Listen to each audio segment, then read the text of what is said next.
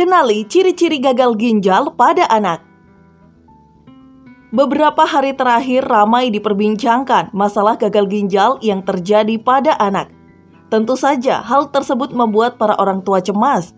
Gagal ginjal pada anak terjadi saat fungsi ginjal menurun secara signifikan sampai tidak mampu untuk bekerja. Gagal ginjal dapat terjadi secara mendadak serta memburuk dalam waktu yang singkat. Dalam meningkatkan kewaspadaan pada penyakit ini, perlu dikenali ciri-cirinya. Berikut ciri-ciri gagal ginjal pada anak yang patut diwaspadai, yaitu nafsu makan memburuk dan muntah-muntah. Ketika fungsi ginjal menurun secara drastis, anak mengalami muntah-muntah serta tidak nafsu makan.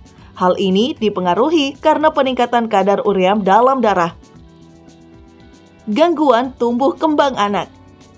Anak bisa mengalami keterlambatan tumbuh kembangnya karena dipengaruhi menurunnya nafsu makan ketika ginjal tidak berfungsi.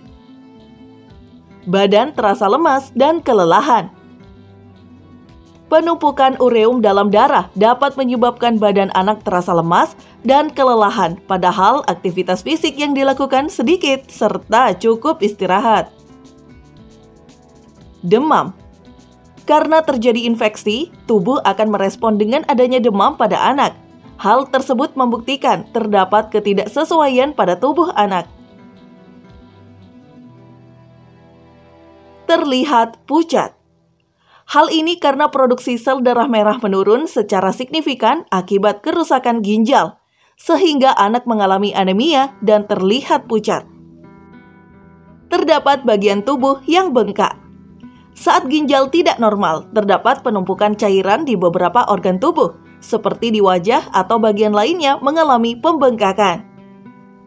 Terdapat benjolan di perut.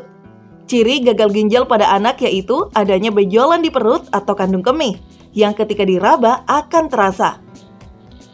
Urin tidak keluar ataupun berlebihan. Gejala ini sifatnya akut dan kronis pada anak, bahkan ada yang urinnya berwarna merah.